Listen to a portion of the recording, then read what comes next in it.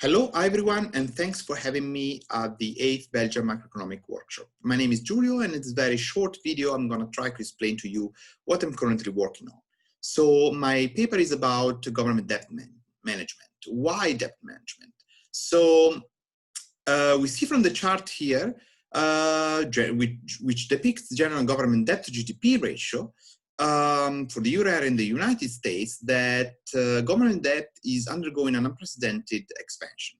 If this was true for the great financial crisis in 2009, this is even more true, and these are just projection from the IMF for the year 2020-2021.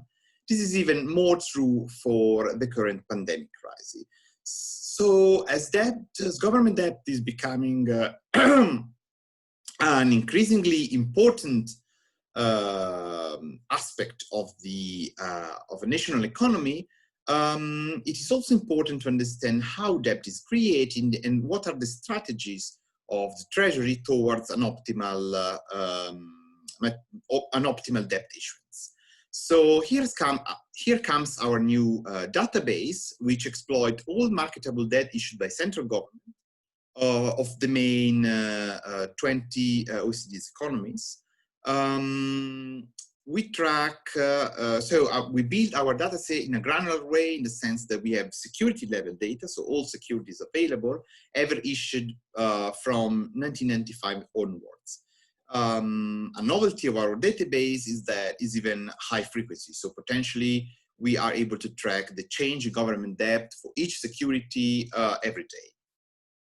So what we find with this database, perhaps not surprisingly, maturity is growing with government debt through time. But interestingly, we see that periods of very high debt growth are associated with a decrease of the share of long-term security. That means that debt maturity is actually decreasing. So what is happening here is that the DMA, Debt Management Agency, aka the Treasury, is issuing short-term debt only to change strategy at a later stage and switch to long-term issuances. Here we just see what I just explained to you. Here we have weighted average maturity in blue and central government debt, in this case in nominal term, in red, and we clearly see that there is correlation between the two. So our VAR model shows that, and these are just the results for a bunch of countries for simplicity. Our model shows that a debt shock, so an orthogonal innovation in the level of debt, has a twofold effect. On impact, a debt increase results in a decrease of government debt maturity, as highlighted by the negative value of impulse response functions.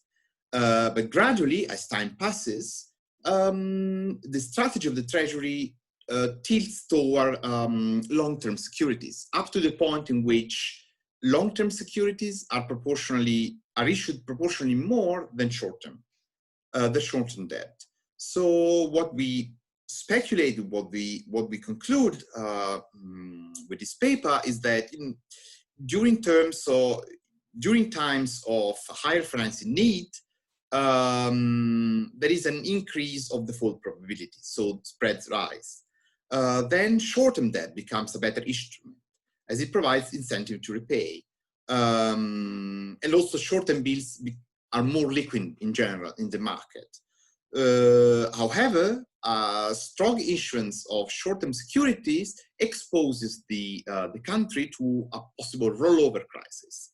So what the government is doing, after realizing that and after issuing short-term debt because it had no other option, is to gradually substitute short-term debt for long-term debt.